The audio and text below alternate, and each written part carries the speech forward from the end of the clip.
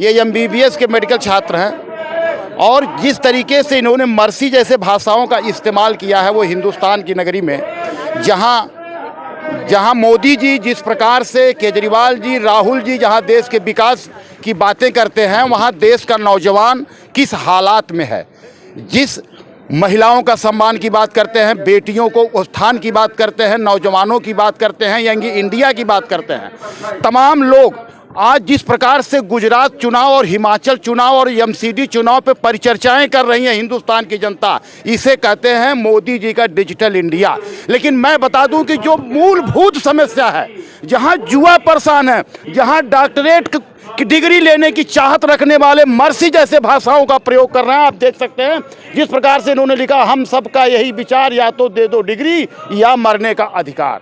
ये कितनी शर्मसार बातें हैं कि हिंदुस्तान में जहां डॉक्टरों को, वकीलों को कितनी बड़ी डिग्री दी जाती है, कितना कि ये भगवान के रूप हैं, ये लोगों का इलाज करने के लिए 75 लाख रुपया लगा करके, यानी अपने पूरे घर की संपत्ति को दांव पे लगा करके ये देश की सेवा के लिए और लोगों के लिए अपनी जो उत्साह लेकर के विद्यालयों में घूमे। उन्हें इस कोरोना काल का जो कांड था, कोरोना में 5 किलो राशन तो इन सरकारों ने दिया है लोगों को, पूरे हिंदुस्तान में 5 किलो राशन बंट रहा था, लेकिन वो डिग्री नहीं बंट रही थी। लोग कहते हैं कि डॉक्टर, पुलिस, प्रशासन ये देश के लिए, ये कल को विदेश जब चले जाते हैं तो आपने यूक्रेन कांड में आपने सुन लिया होगा कि जहाँ पे अभी युद्ध चल रही थी, लोग बोले कि ये लोग विदेश क्यों पढ़ने जाते हैं। इसीलिए जाते हैं कि आप अपने उन लोगों, उन नौजवान, उन डॉक्टरों का, उन वकीलों का, उन IAS PCS जैसे बनने वाले अफसरों का ध्यान नहीं दे पाते हो। आप देते हो केवल 5 किलो राशन के लिए ध्यान, आप देते हो केवल उनका ध्यान जो अनपढ़ गंवार लोग आपको मतदान कर देते हैं, और जो समय उनके पढ़ने का होता है उस समय डिजिटल इंडिया से तुम्हारा वोट की गिनती देख रहे होंगे।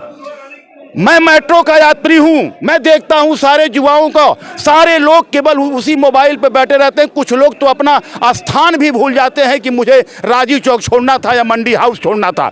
ये देश को डिजिटल इंडिया दे रहे हो, लेकिन ये नहीं देश को बता पा रहे हो कि हम अच्छे डॉक्टर नहीं दे पाते, अच्छे पढ़े लिखे युवा नहीं दे पाते, अच्छे समाज की चिंता नहीं कर पाते। तो ये मोदी जी, केजरीवाल और राहुल से मेरा है सवाल, क्या इस हिंदुस्तान में डॉक्टर बनने की इच्छा लिए लोग जंतर मंतर पर मर्सी जैसी भाषाओं का प्रयोग करेंगे तो इस देश के गरीबों का क्या होगा? ये झूठ बोलना जब तक हमारी सरकारें नहीं छोड़ेंगी तब तक हमारे देश का विकास नहीं हो पाएगा। एक तरफ तो कहते हैं पढ़ो इंडिया, खेलो इंडिया, अरे ये तो पढ़ के आए भैया, इन्हें क्या है, क्या परेशानी है? अगर एक अच्छी डिग्री लेके डॉक्टर हिंदुस्तान के उन आदमियों की सेवा करने के लिए तैयार हैं तो आपको आगे बढ़ के आना चाहिए कि हमारे यहाँ डॉक्टर पैदा हो रहे हैं, हमारे यहाँ MBBS की डिग्री लेने वाले आ रहे हैं, हमारे यहाँ पढ़े लिखे लोग आ रहे हैं, हमारे युवा आगे बढ़ रहे हैं, लेकिन उनकी बात नहीं सुन पाए आप। इतना भी नहीं देख पा रहे होंगे कि आज आपको एक ज्ञापन दिया जाएगा, उस पर जरा आपने देख लेना कि इन युवाओं की क्या मांग है। देश में लोग, हर व्यक्ति सोचता है कि हमारे बच्चे पढ़ें, हमारे बच्चे आगे बढ़ें, लेकिन दशा देखने को ये मिल रही है कि जिन्होंने अपनी पूरी कोशिश किया, उनकी बेटियां, उनके बच्चे आज जंतर मंतर पर आने को मजबूर है। मैं भी दोस्तों 3 बेटियों का बाप हूं। अब तक अगर परीक्षा हुआ होता सही संज्ञान से, इन भारतवासियों की जो सरकारें हैं अगर दे दी होती तो शायद वो तीनों आज नौकरी पर होते, लेकिन वो दर्द तो है। मैं जानना भी चाहूँगा, एक हमारी बहन जी हैं, बेटी समान लगेंगी, इनका क्या दर्द है जरा आम लोग भी देख लें। मोदी जी ध्यान से जरा देखिएगा। जी बहन जी, क्या दर्द है? सर हम लोग 2019 के MBBS स्टूडेंट्स हैं, 2019 बैच के, इसमें ऐसे था कि सर हम लोगों को पहले एडमिशन होने के बाद एक रूल्स एंड रेगुलेशंस चेंज होते हैं MCI से NMC में, और NMC फिर ये रूल्स एंड रेगुलेशंस हम पे लगाती है कि आपको फर्स्ट ईयर क्लियर करने के 4 ही अटैम्प्ट मिलेंगे, जबकि हमको इस टाइम तक 3rd ईयर में होना चाहिए था।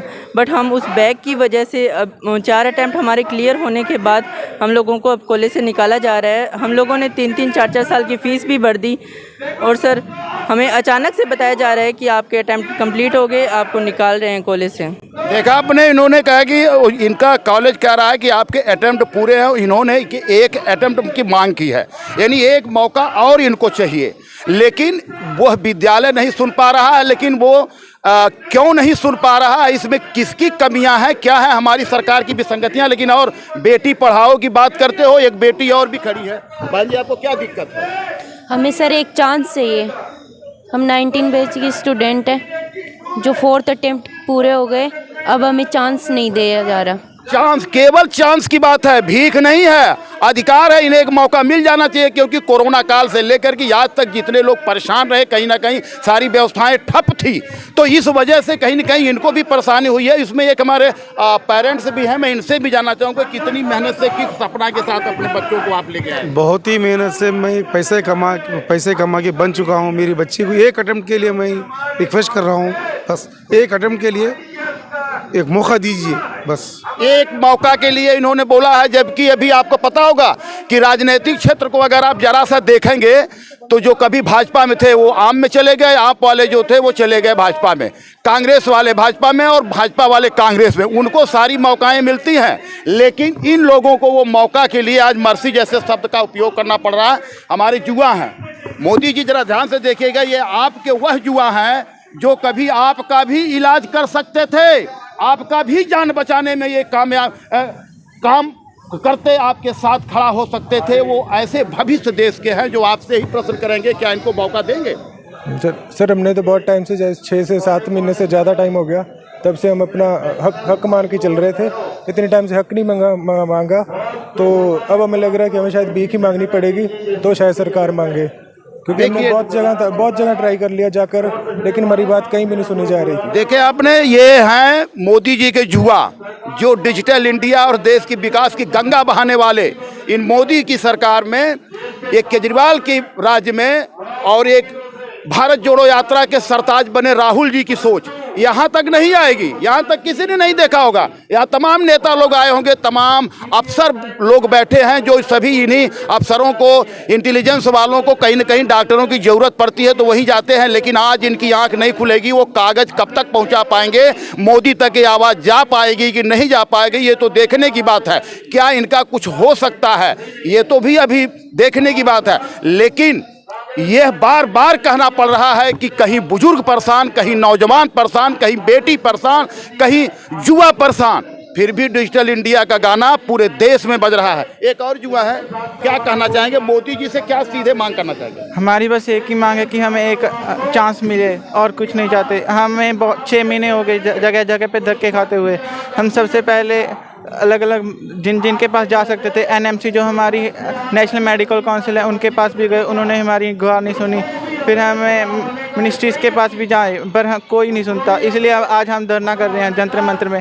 हमें क्या ज़रूरत है धरना करने की? हम तो चाहते हैं, हमें धरना करने से क्या ही हम चाहते हैं अभी धरना करने की क्या ही ज़रूरत है? हमें आराम से हमारा जो हमें चाहिए, एक चांस ही चाहिए, और कुछ तो मांगा ही नहीं ज़्यादा। अभी वो भी नहीं दे तो हम क्या ही करें? आगे हमारे 3 साल, फिर 3 साल तो बर्बादी हो गए, उनके 3 साल के पैसे भी चले जाएंगे हमारे।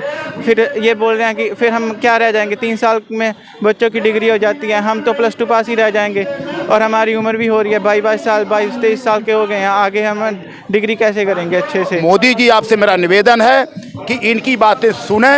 अगर आपको देश में उन्नति चाहिए, अगर आप राष्ट्रभक्त हैं, अगर आप देश की उन्नति चाहते हैं, तो देश के युवाओं के साथ आप खड़ा होकर दिखाइए। और कहने की, डिजिटल इंडिया की, बेटी पढ़ाओ बेटी बढ़ाओ का नारा लगाने वाले, ये सबसे काम नहीं बनेगा। इन्हें डॉक्टरेट की डिग्री जो है उनको देनी पड़ेगी। अगर आपकी सोच अच्छी होगी तो शायद ये युवा यहाँ से जाने के बाद खिलखिलाएंगे घरों में और सेवा करेंगे हिंदुस्तान के उन मरीजों की जिनकी आपको भी आवश्यकता पड़ सकती है।